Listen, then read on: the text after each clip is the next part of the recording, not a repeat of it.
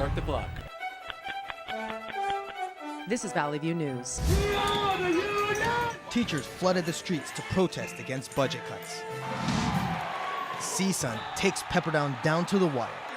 Volunteers in LA fight to rescue and save dogs' lives. This and much more on Valley View News. Good evening and welcome to Valley View News. I'm Tamara Tartier. And I'm Sunny Reichert. The Los Angeles School Board has voted to begin massive layoffs of teachers and staff. Teachers protested during the school board's meeting. Valley View's Tamara Tartier reports. We are the union! We are the union! Mighty, mighty union! The mighty, mighty union! That was the sound that echoed outside the school district offices for hours. Teachers and staff from all over Los Angeles rallied outside the school district offices, while members of the board held their fate. The district is meeting on a measure that will cut $596 million from school budgets.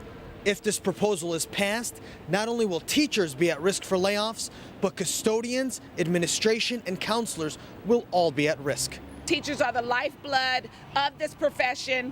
Every other profession is built upon good quality education. And by privatizing, by cutting back, this is not the answer. Even members of the Youth Opportunities Unlimited program were out supporting the teachers, saying they feel it's wrong for teachers to be cut. We need more money to better our education. We can't cut the education. We are the future, so if you cut in the future, there's no promise for tomorrow. After hours of deliberations, the school board voted 4-3 for laying off teachers and moving forward with the budget cuts. A teacher at West Adams High School, David Diaz, just heard the board's vote. We just got fired right now with this vote, and that's 42 teachers in a low-income neighborhood in South Central Los Angeles.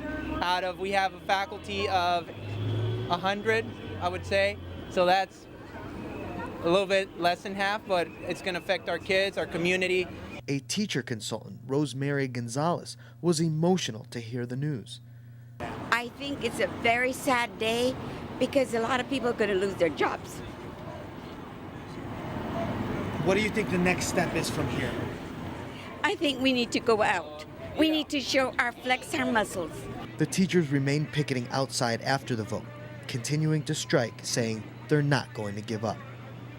From downtown Los Angeles, I'm Tamara Tartier for Valley View News. Mayor Antonio Villaraigosa has proposed a city budget that calls for a 10% cut in order to avoid layoffs and to close a $530 million deficit. Villaraigosa is calling for all employees to contribute 2% more to their retirement benefits and for the city to contribute 2% less. In addition, he wants employees to defer scheduled pay raises. He says that his budget cuts will save 2,800 jobs in the future. Overtime costs at the LA Fire Department rose 60% during the last decade, while its staff increased only 17%. The department's top earner made more than $570,000 in overtime last year. Officials say it's cheaper for them to pay overtime than to hire more firefighters. Governor Arnold Schwarzenegger says the U.S. needs to create an energy policy to help automakers develop fuel-efficient vehicles more quickly. Schwarzenegger says California should lead the country when it comes to setting low-emission standards and favors government and industry efforts to help Detroit's ailing auto industry. U.S. manufacturers, including major drug makers, have legally released nearly 300 million pounds of pharmaceuticals into waterways that often provide drinking water. Federal and industry officials say they do not know the extent of what drugs were released because no one tracks them as drugs. Many fundraisers like to organize walks as a way to raise money, but the American Lung Association has decided on a more innovative approach. Claudia Carrasco has the story. Little more, you're almost there. Little more and you have bragging rights for a year. One by one, hundreds of participants climbed 1,377 stairs to the top of the second tallest building in downtown LA. This was part of an event presented by the American Lung Association to raise funds to support healthy air and healthy lungs. The participants' message was very clear. Awareness, well, I think if you can't breathe, you can't live. And I think it's really important to take care of your health. I'm 66 and a half. I'm a grandmother, and if I could do it, anybody can. The crowd was made up of groups of friends and sponsors, a few elite runners, and even entire families. The number of participants was double that of the first year. We attracted many elite runners to come to our event, and we're very excited about the visibility that brings, because not enough people understand that lung disease really affects everybody. The excitement began at the time of the sign-ups, followed by a quick warm-up to take on the 63 floors that made up this vertical race. Go! Within 15 seconds of each other, the runners entered through this door and ended at the rooftop, where they were greeted by supporters and a great view. This is the second annual Climb California Greater LA. Organizers are very happy with the turnout, and they do expect greater numbers throughout the year. Reporting from the Aon Center rooftop in downtown LA, Claudia Carrasco, Valley View News. Cal State Northridge held its second annual Relay for Life to raise money for the American Cancer Society. Valley View's Amanda Montgomery was at the event last weekend. What do you say? Are you excited?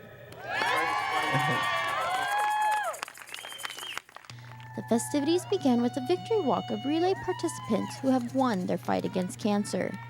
Cancer survivors spoke out about their experiences and their hopes for a cure. And I was diagnosed with neuroblastoma, which is a childhood cancer, at 3 months old.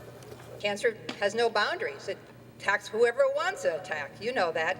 Both my brother and I have serious skin cancer, but I found it from early detection. I lost my mom to cancer, but I have survivors in my family, but that still doesn't mean that they don't need my help fighting it. You know, it's a plague.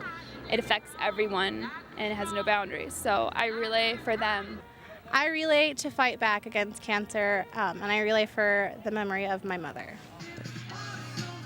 Teams camp out on the Oviatt lawn, and one person from each team must be walking during the 24 hours. More than 3.5 million people participate in Relay for Life across the nation every year. 1 in 3 people will be diagnosed with cancer in their lifetime. For those who would like to find out where there's a Relay for Life nearest them or like to find more information about cancer, please log on to www.cancer.org or call 1-800-ACS-2345. In Northridge, this is Amanda Montgomery for Valley View News. Construction has resumed on CSUN's Valley Performing Arts Center. It was halted temporarily in December due to the state budget cuts. The center is expected to be completed next summer and open in early 2011. It will house a 1,700-seat theater, 2 rehearsal sites, a lecture hall, and laboratories. When we return, CSUN's volleyball team looks to sweep Pepperdine. And we have some tips on getting fit for the summer. Stay tuned. Nearly a third of professional golfers are South Korean. Recently, the LPGA issued and then withdrew a controversial policy that affected that group. But that controversy has now reached the state legislature. Valley View's Marjani Clark has a story. Like in the rest of the city, you hear a lot of languages on this Los Angeles golf course. The matter of language became a big issue for the LPGA.